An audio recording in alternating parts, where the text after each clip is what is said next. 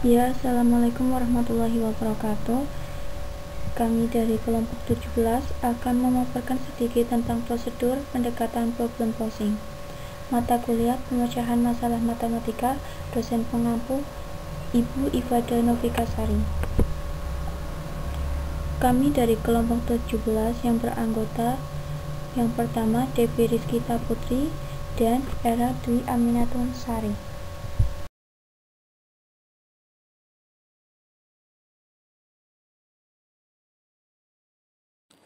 Saya di sini akan menjelaskan pengertian problem posing. Problem posing merupakan istilah dalam bahasa Inggris yang berasal dari dua kata, yaitu problema dan posing. Problema yang artinya masalah atau soal, sedangkan posing yang berarti mengajukan atau membentuk. Secara harfiah, problem posing bermakna mengajukan soal atau masalah. Menurut Suryanto, membagi definisi problem posing menjadi 3. Yang pertama adalah problem posing adalah perumusan soal sederhana atau perumusan ulang soal yang ada dengan beberapa perubahan agar lebih sederhana dan dapat dikuasai. Yang kedua, problem posing adalah perumusan soal yang berkaitan dengan syarat-syarat pada soal yang telah dipecahkan dalam rangka pencapaian alternatif pemecahan atau alternatif soal yang relevan. Yang ketiga, problem posing adalah perumusan soal atau pembentukan soal dari suatu situasi yang tersedia, baik dilakukan sebelum, ketika, atau setelah pemecahan masalah. Dari uraian tersebut dapat disimpulkan bahwa problem posing sebagai suatu pendekatan dalam pembelajaran dengan cara memberikan tugas kepada siswa untuk memecahkan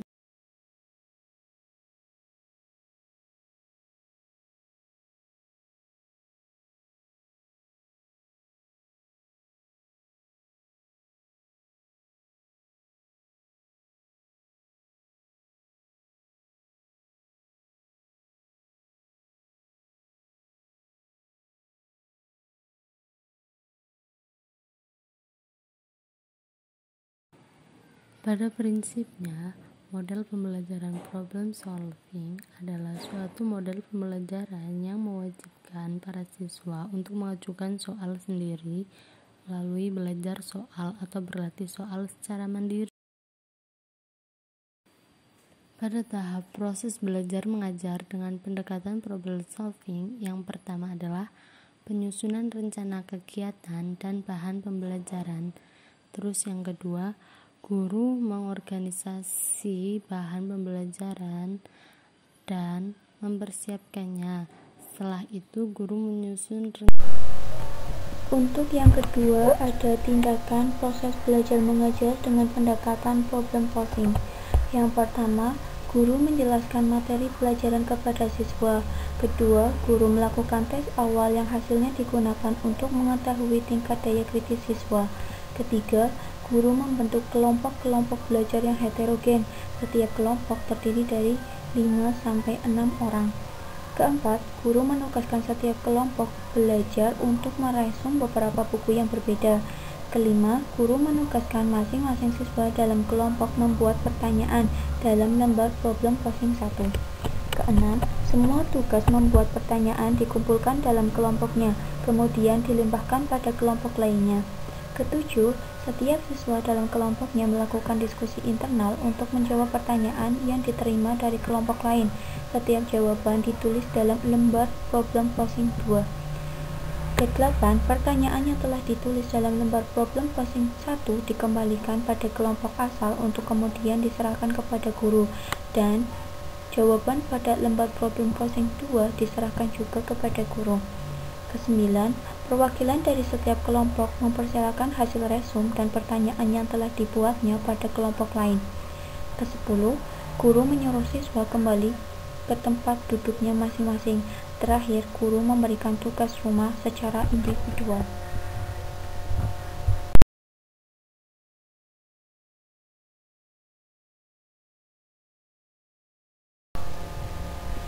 Untuk pendekatan problem posing tentunya ada kelebihan dan kekurangan. Untuk kelebihan dari pendekatan problem posing adalah yang pertama itu ada kegiatan pembelajaran tidak terpusat pada guru, tetapi dituntut keaktifan siswa. Kedua, minat siswa dalam pembelajaran matematika lebih besar dan siswa lebih mudah memahami soal karena dibuat sendiri. Ketiga, semua siswa terpacu untuk terlibat secara aktif dalam membuat soal.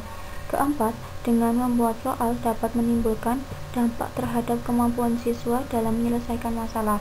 Yang terakhir, dapat membantu siswa untuk melihat permasalahan yang ada dan yang baru diterima sehingga diharapkan mendapatkan pemahaman yang mendalam dan lebih baik.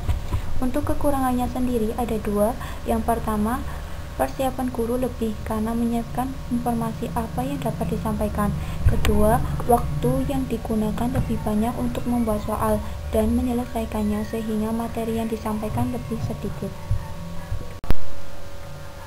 Di sini ada contoh soal. Soalnya adalah untuk membuat 3 buah roti diperlukan 4 kg tepung terigu.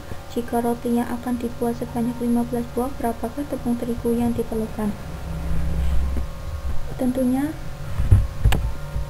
untuk menyelesaikannya dengan pendekatan problem posing. Di awal sudah dijelaskan bahwa problem posing adalah suatu pendekatan dalam pembelajaran dengan cara memberikan tugas kepada siswa atau mahasiswa untuk menyusun atau membuat soal berdasarkan situasi yang tersedia dan menyelesaikan soal tersebut. Jadi di sini ada 4 problem masalah yang muncul lagi. Yang pertama, untuk membuat 3 buah roti diperlukan 4 kg tepung terigu. Berapakah kilogramkah tepung terigu yang diperlukan pada 1 buah roti? Problem kedua, untuk membuat 3 buah roti diperlukan 4 kg tepung terigu. Jika 5 buah roti diperlukan 7 kg tepung terigu, berapa selisih tepung terigu tersebut? Ketiga, untuk membuat 3 buah roti diperlukan 4 kg tepung terigu. Harga per kilogram tepung terigu adalah Rp2.000. Berapakah harga sebuah roti agar modal pembelian tepung terigu dapat kembali? Keempat, untuk membuat 3 buah roti diperlukan 4 kg tepung terigu. Jika terdapat 20 kg tepung terigu, berapakah roti yang dapat diproduksi? Jadi dari permasalahan ini kita bisa menyelesaikan permasalahan yang baru dengan pendekatan problem posing.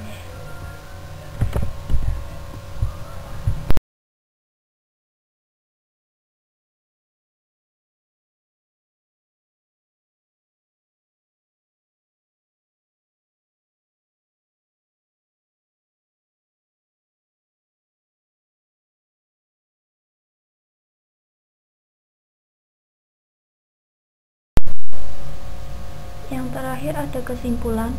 Di sini kesimpulannya dari pendekatan problem posing adalah problem posing merupakan istilah dalam bahasa Inggris yang berasal dari 2 kata, yaitu problem yang artinya masalah atau soal dan posing dari to base yang berarti mengajukan dan membentuk.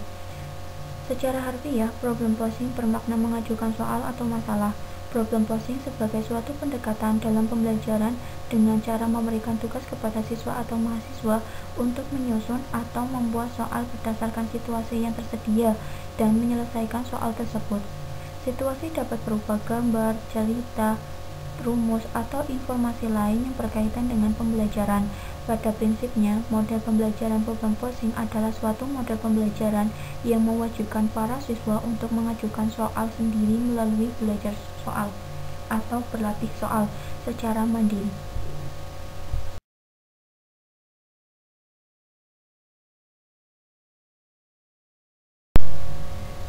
Terima kasih atas waktunya. Tentunya banyak kekurangan dan kesalahan, kami mohon maaf sebanyak-banyaknya. Sekian dari kelompok kami. Wassalamualaikum warahmatullahi wabarakatuh.